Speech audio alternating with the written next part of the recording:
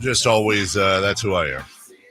But it does, weirdly enough, make it easier going through this crap with all of you. And right now, I only wish for a guy like Greg Papa of his stature, Hall of Famer, legend, why do we have nothing produced with like a cool voice guy and maybe a sponsor for him when he comes on? Touchdown! San Francisco! He has nearly 40 years of broadcasting in Northern California. The voice of the San Francisco 49ers, Greg Papa. Sponsored by Sunpoint Public Adjusters, the gold standard of the public adjusting industry. It's a Christmas miracle. There we go. Voice of the Niners, Greg Papa. Good morning. I need my Gucci Naughty cookies. Yeah, you stole my first question. You stole, that was it. My sister sends them every year. I actually was back in Buffalo. Yeah, I was going to ask you that, and I didn't want to, whatever. But when we last left you, you spoke about that. Obviously different. We love you as a human, and I know that you had explained that this was going to be a much different trip for you. Now that you're out of it, I hope it all went well. No, it was fabulous. I had the time of my life. I went early at Thanksgiving there, went to a Sabres game, went to Frank and Teresa Bellissimo, Anchor Bar. Then my dad took us to Bills games from the time I was 7, 8 years of age. And then that stadium opened in 73, and they got the new one. Anyway, my brother, just here in the Sun Point Public Adjusters, that's what my father did, and my brother. And all his kids. It's National Fire Adjustment Company. They're public insurance adjusters. But so many years ago, I got my brother when I was doing the Raiders. He would hold the parabolic microphones, those big like saucer microphones on the sideline to pick up the field sound. He shows up one day with the Raiders. We're playing the Bills. And he's going to do it on the sideline. He's wearing a Buffalo Bills sweater and a Buffalo Bills hat. And I'm like, if Al sees you in the Bills gear, we're all done. That's why I put a big black jacket over him. So now he wanted to come do it on that game after Thanksgiving, the Buffalo Blizzard. I said, you're not coming on the sideline. His grandkids, that's where we are now. His two grandsons who both play high school football in Buffalo were on the sidelines. And it was the most beautiful environment with the snow, and it was hard to play, and it gave the Bills a big advantage. But right after the game, and George Kittle caught one pass that game. Yeah. 7 yards. First play of the game. He was not targeted after that. He actually saw my brother's grandsons, two of them, and pulled him over, and he's the one that took the selfie picture running off the field. So, oh, wow. What a great guy. George has been, without a doubt, the most valuable player for the Niners this year, and I think he's the most valuable person on the football team. And you're going through a hard year like this, to have George's energy, and the guy just never has a bad day. He's always smiling and happy and picks everybody up. But anyway, that trip back to Buffalo. The game, not so much. The 3 hours, and I think the Bills may win the Super Bowl this year. We're hoping for it, and Josh Allen's going to be the MVP. But anyway, just hearing that Sun Point Public Insurance Adjusters got me thinking of my dad, my late dad, and my brother. Well, it's not the result we obviously wanted. But Greg, I saw a stat a couple days ago, and it's one of those like, duh, if you think about it, of course. It's not something that surprised me, but then seeing it on paper just blew my mind that Christian McCaffrey, Deebo Samuel, and Brandon Ayuk combined for 40 touchdowns last year, and in 24 games this year have combined for 2. Now, I know the problems are deeper than that, but golly, that sums up the season in part right there. Without a doubt.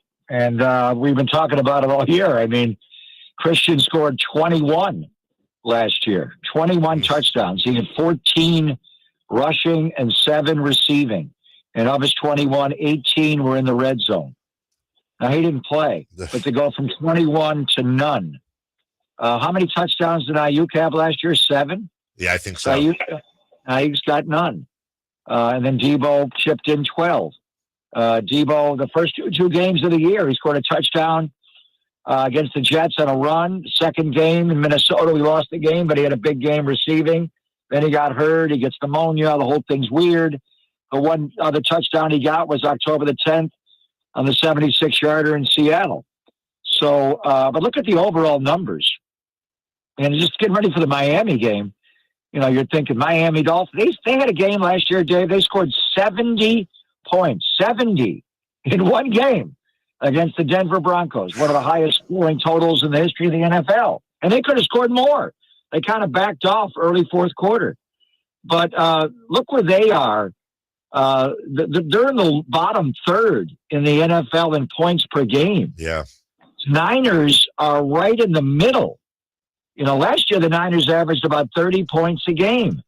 They're down a full touchdown a game. Dallas is way down. Dallas led the NFL in points per game last year. They're way down. They lost their quarterback. And Miami did. You know, they lost Tua for 4 games with the concussion. So anyway, it's just scoring is down. Passing the ball is down. Running numbers are up. You're seeing a lot of 2 safety high. But for the Niners specifically, it's been Christian McCaffrey plays 4 games. He finally came out of it in the Buffalo Blizzard. He grew up in suburban Denver. He said, I can play in the snow. Let me go. And he was high-kneeing all game. He was just churning through the snow. He was going to have a huge game. Not all running backs can run in snow. McCaffrey can run in snow. We know that now. But that stadium, they don't have heating coils underneath Highmark Stadium. So it was like it turned into a Buffalo Sabres hockey game. There was an ice rink. He slammed his knee on that field, and it was over. And then, you know, Ayuk never got going this year in the ACL, MCL right before halftime against KC. And Debo's been in and out, but it's just been an off year for him. And probably the signature play of the whole year for him is the drop against Miami on the 3rd and 10. That Debo dig that he always caught, and that wasn't exactly a dig route, but it was an in-cutting route behind a stack formation. That's not only a first down, it's a touchdown. And he dropped the ball. So that kind of symbolizes his year, unfortunately. But anyway, yeah. I mean, John Lynch was actually on a morning radio in the Bay Area, and we gave him that stat a while ago, even talking about it. He cited it. So when you go from 40 touchdowns from 2 players, 21, 12, and 7, and you get 2 Debo touchdowns, 1 rushing, 1 receiving, and none from CMC and McCaffrey and Ayuk. They were all pros last year. McCaffrey was the offensive player of the year.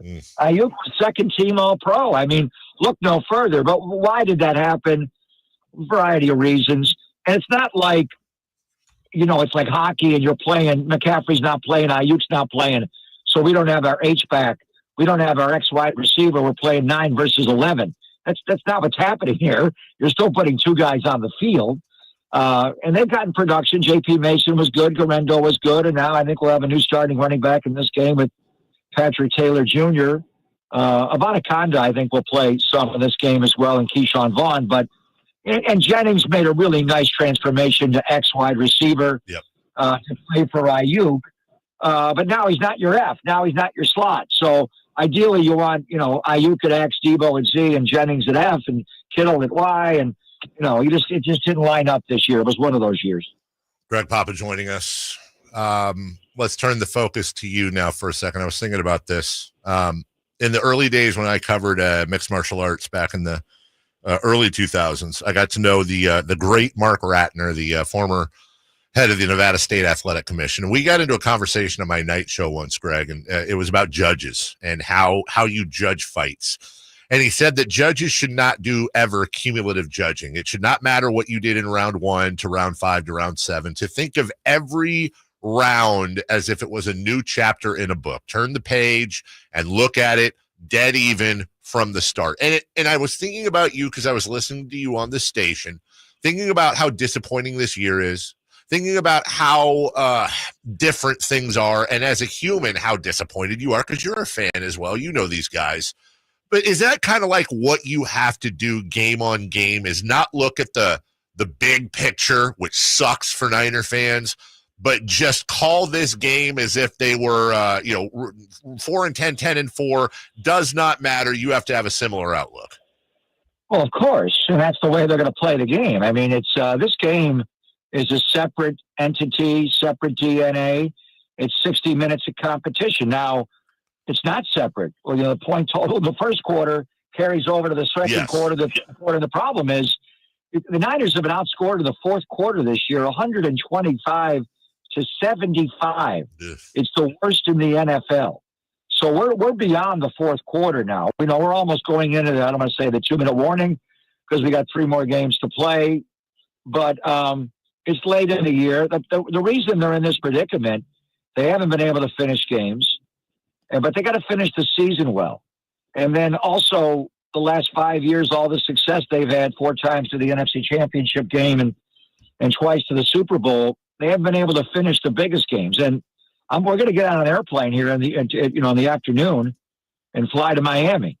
The last time a number of these players, not all of them, last time I've been in there, Kyle Shanahan, the coaching staff, a lot of people have been in that stadium, and it's been called like everything. Give me the names, all the names of this stadium, starting with Joe Robbie, the pro player, was named after like 5 different beers. It's unbelievable what the hell. It's all the same stadium. Yeah. What is it? Hard Rock Stadium now? So anyway, was Super Bowl 54.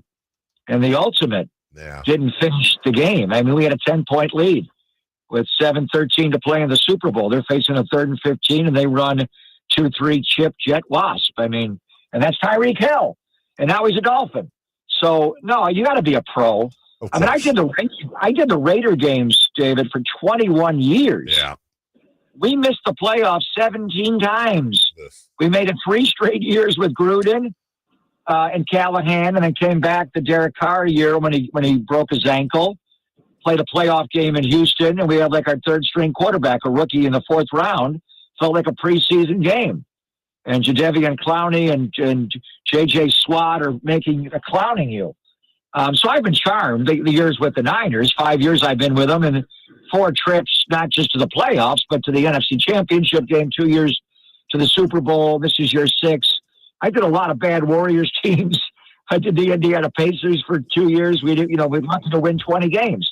That's not what I'm going to show up and do the game like it don't matter if one person's listening or everybody on the planet is. It doesn't matter. And that's the way these guys play football. Honestly, I didn't notice one iota of preparation from Kyle and his focus, the team. And if you're on the field on Sunday, you're playing pro football. And if you don't give it your all, first of all, everybody's watching. There'll be ramifications for your career, for your team. And then you're going to get hurt. You can't go on a professional football field and not play balls to the wall, or they're going to take you off the field one way or the other. So it's not like basketball. And I've seen Greg Popovich, Don Nelson. I've seen, those guys tank seasons. And for Pop, it won him 5 titles to get Tim Duncan. Nelly wasn't that lucky. He got Joe Smith instead, or had to make a convoluted trade to get Chris Webber he didn't like. Anyway, it doesn't matter. Honestly, I prepared for the game the same way as I always do. The broadcast will be the same. And I know the 49er players and coaches will treat it exactly the same. I'll leave you with this. We've been doing postmortem on the Kings and how terrible they are right now and how terrible the season has been so far.